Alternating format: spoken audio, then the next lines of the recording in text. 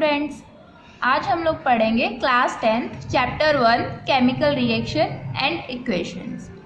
तो सबसे पहले हम लोग समझते हैं केमिकल रिएक्शंस आखिर क्या होते हैं। चलो एक एग्जांपल लेते हैं। आप लोगों के सबके यहाँ दही जमता है। दही कैसे जमाते हैं? दूध लेते हैं, दूध में जवावन डाल देते हैं और सुबह दही जम जाता है। अब आप दही की प्रॉपर्टीज़ देखो, दही की क्या विशेषताएं हैं और दूध की क्या विशेषताएं हैं। दूध कम गाढ़ा होता है जबकि दही ज़्यादा गाढ़ा होता है। इसके अलावा दही अगर हम लोग टेस्ट करेंगे खट्टा होता है जबकि दूध खट्टा नहीं होता है। तो क्या हो रहा है, एक रिएक्शन हो रही है जिसमें जो हमें प्रोडक्ट मिल रहा है उसकी प्रॉपर्टीज़ बिल्कुल चेंज हो गई हैं। यही केमिकल रिएक्शंस हैं। केमिकल रिएक्शन वो होती हैं जिनमें कोई नया सब्सटेंस बने और उस नए सब्सटेंस की नई प्रॉपर्टीज़ हों। फॉर एग्जांपल जैसे आपने अभी कर्ड बनाया, तो हम लोग डिफाइन कर सकते हैं chemical reaction are the processes in which new substances with new properties are formed. अब देखो आपकी एनसीईआरटी में एक एक्सपेरिमेंट दे रखा है जिसमें मैग्नीशियम लिया हुआ है। मैग्नीशियम लैब के अंदर वायर की फॉर्म में मिलता है। वायर इन द सेंस एक रिबन की फॉर्म में इस तरीके से मिलता है। उस मैग्नीशियम वायर को जब हम ऑक्सीजन में जलाते हैं, उसको बर्न करते हैं, तो हमें एक प्रोडक्ट मिलेगा मैग्नीशियम ऑक्साइड। जब हम मैग्नीशियम ऑक्साइड की प्रॉपर्टीज़ को मैग्नीशियम वायर से कंपेयर करते हैं तो ये बिल्कुल अलग आती हैं। मैग्नीशियम ऑक्साइड की सारी प्रॉपर्टीज़ बिल्कुल मैग्नीशियम वायर से अलग आएंगी। तो यहाँ पर क्या हो रहा है, केमिकल रिएक्शन हो रही है। केमिकल रिएक्शन दोबारा से हम बोलें तो कुछ ऐसी प्रोसेस होती है जिसमें नया कोई प्रोडक्ट बनेगा और उस नए प्रोडक्ट की प्रॉपर्टीज़ पहले वाले से बिल्कुल अलग होंगी। अच्छा, जरा हम इसी रिएक्शन को लिखते हैं।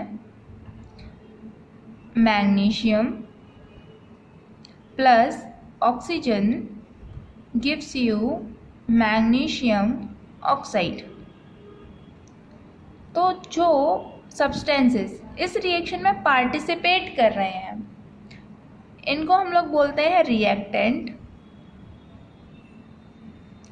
और जो नया सब्सटेंस हमें मिल रहा है इसको हम लोग बोलते हैं प्रोडक्ट।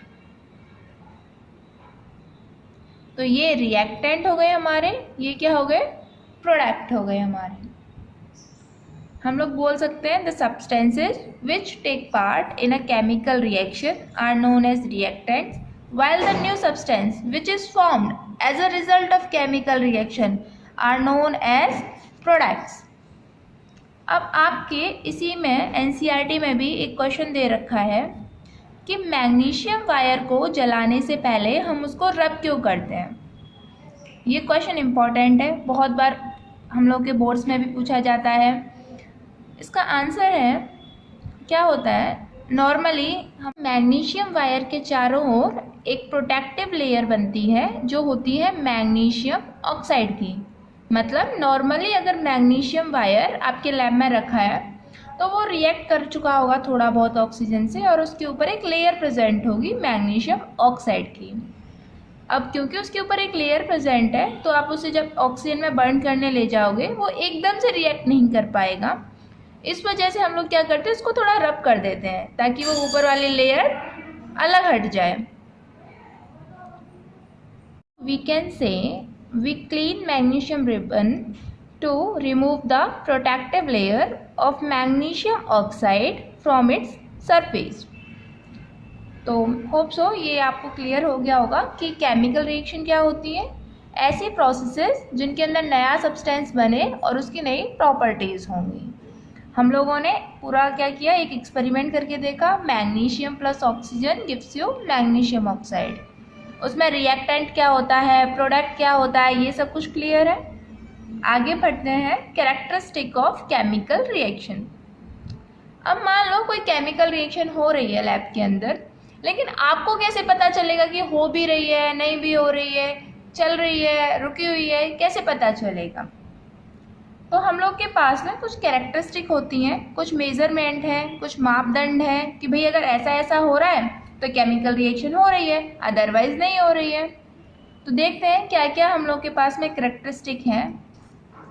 आपकी पहली करेक्टरिस्टिक है इवोल्यूशन ऑफ गैस। अगर कुछ ऐसा हो रहा है जिसमें से कोई गैस निकल रही है, इसका मतलब उस जगह पर केमिकल रिएक्शन हो रही है। सेकंड है आपका चेंज इन टेम्परेचर। मैं टेम्परेचर को ऐसे शॉर्ट में लिख रही हूँ। थर्ड है आपका फॉर्मेशन ऑफ प्रेसिपिटेट।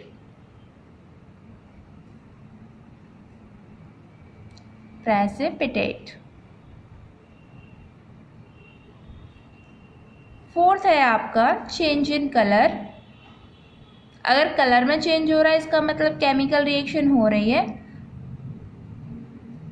और फिफ्थ है आपका चेंज इन स्टेट।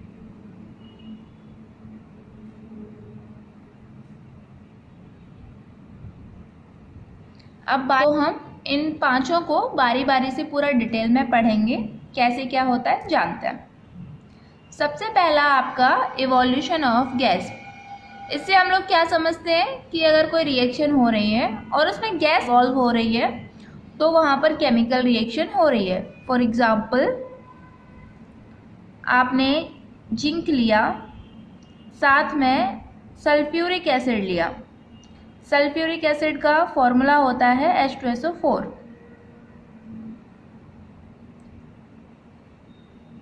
तो आप क्या देखोगे कि वहाँ पर जिंक सल्फेट बनेगा ZnSO4 plus hydrogen gas release होगी। तो यहाँ पर क्या हो रहा है, गैस रिलीज हो रही है, यानी केमिकल रिएक्शन हो रही है। नेक्स्ट है आपका change in temperature. Next characteristic है आपकी चेंज इन टेम्परेचर। आप लोगों को ध्यान हो, दिवाली के टाइम पर हम लोग जब घर पर पेंट करते हैं तो चूना लेते हैं।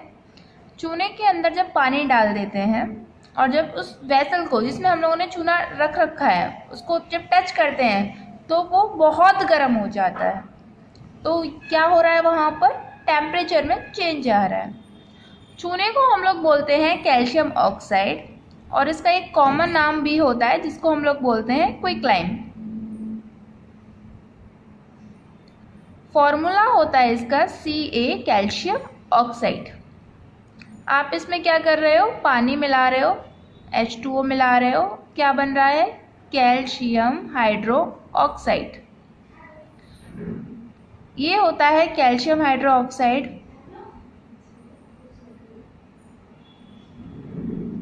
और इसका कॉमन नेम होता है कैल्शियम हाइड्रोक्साइड का स्लेक्ड लाइम।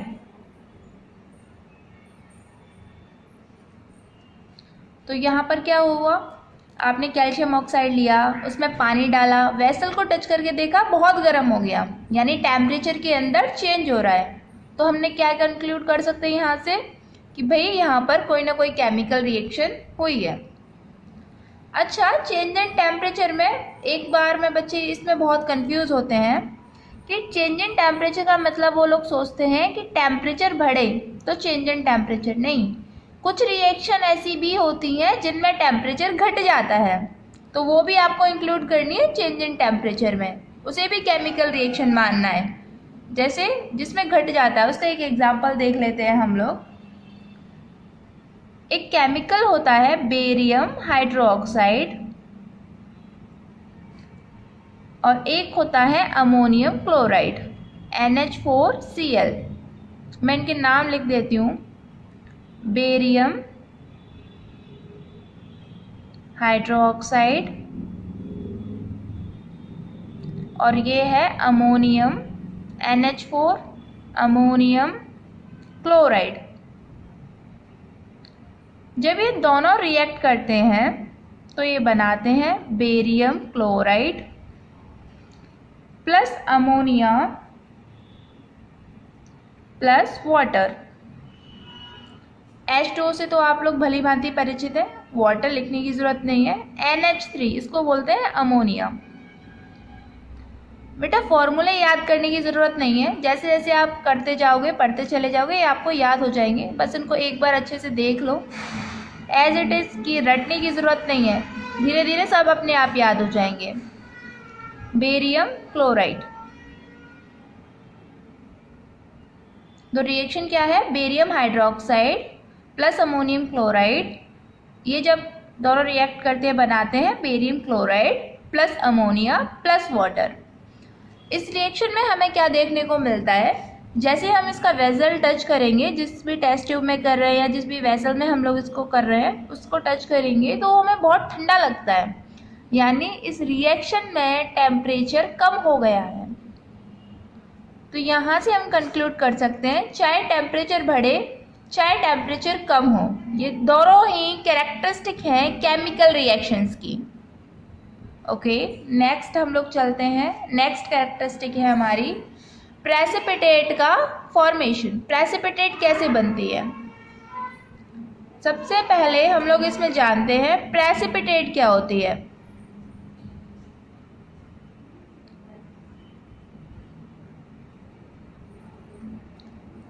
प्रेसिपिटेट भाई क्या होती है? मान लो आपके पास में ये एक ग्लास में पानी है और आपने इसमें ग्लूकोज डाल दिया और साथ में आपने इसमें सैंड डाला है, थोड़ा सा रेत डाल दिया, तो आप क्या देखोगे? ये ग्लूकोज तो इसमें डिजॉल्व हो जाएगा लेकिन रेत आकर के नीचे बैठ जाएगा। ऐसे ही किसी केमिकल रिएक्शन में अगर कोई सॉलिड सब्सटेंस नीचे आके सेटल डाउन हो जाए, क्यों सेटल डाउन होगा? अपनी इनसॉल्युबिलिटी की वजह से। अगर वो सॉलिड अंदर वो नहीं घुल पाएगा तो वो नीचे सेटल डाउन हो जाएगा। वही जो नीचे सेटल डाउन हो जाता है सॉलिड, उसको हम लोग बोलते हैं प्रेसिपिटेट। जो नीचे सेटल डाउन हो गया उसको हम लोग क्या बोल देते हैं? प्रेसिपिटेट। इसको केमिकल रिएक्शन में जनरली ऐसे शॉर्ट फॉर्म में लिख देते हैं पीपीटी, यानी ये प्रोडक्ट जो है आपका नीचे सेटल डाउन हो गया है। तो प्रेसिपिटेट आपको समझ में आ गया। अब हम लोग इसका एग्जाम्पल देखते हैं, प्रेसिपिटेट फॉर्मेशन। इसका एग्जाम्पल है पोटेशियम आयोडाइड लिया आपने प्लस लीड नाइट्रेट लिया। जरा लिखें इनके नाम, पोटेशियम आयोडाइड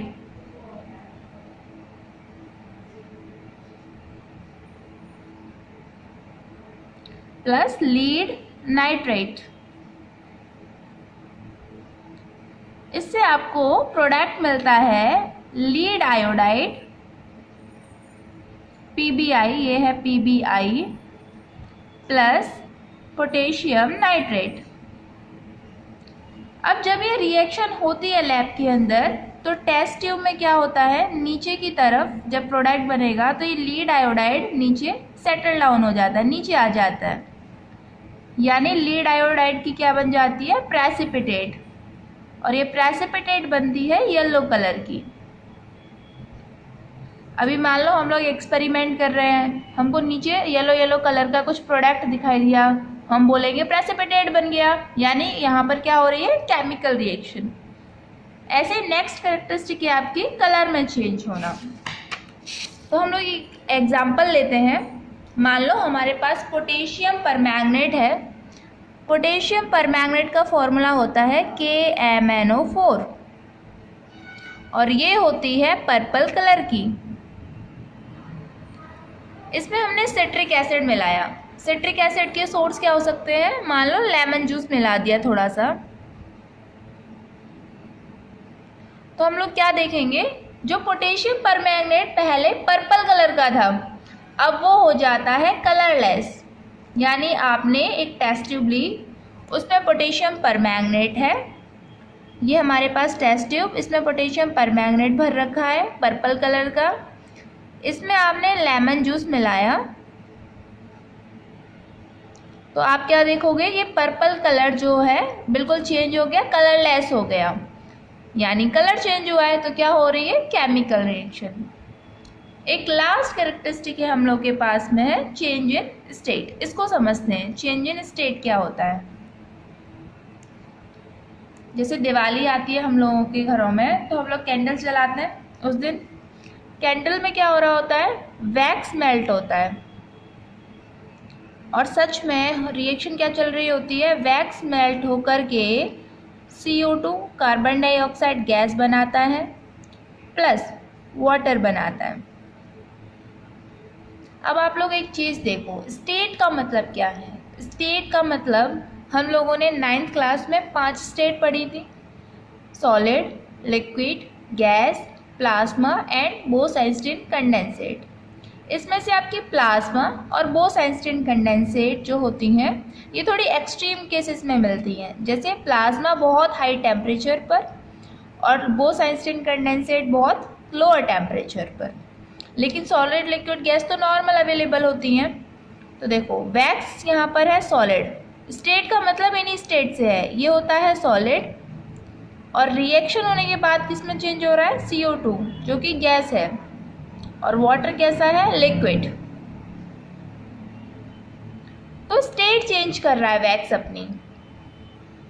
अब क्योंकि स्टेट चेंज हो रही है तो हम क्या बोलेंगे, यहाँ पर भी केमिकल रिएक्शन हो रही है, कुछ ना कुछ केमिकल चेंज हो रहा है। Melting of wax is a chemical change. तो हम लोगों को पांचों ये जो कैरेक्टरिस्टिक है ये क्लियर हो गई हैं। अब हम लोग पता लगा सकते हैं कि कहाँ रिएक्शन हो रही है, कहाँ रिएक्शन नहीं हो रही है। फॉर एग्जाम्पल गैस इवॉल्व हो रही है, रिएक्शन हो रही है, टेम्परेचर चेंज हो रहा है, रिएक्शन हो रही है, प्रेसिपिटेट बन रही है, रिएक्शन हो रही है, कलर चेंज हो रहा है, रिएक्शन हो रही है, स्टेट चेंज हो रही है, रिएक्शन हो रही है। तो हम लोगों को अगर जानना है कि रिएक्शन हो रही है या नहीं हो रही है तो हम लोग देखेंगे कि इन पांचों में से कुछ हो रहा होगा तो रिएक्शन हो रही है, अदरवाइज नहीं हो रही है। तो पहला हम लोग टॉपिक क्लियर कर चुके हैं आज। होप सो आप लोगों को ये समझ में आया होगा। So thank you student and share this video with all your friends. Thank you.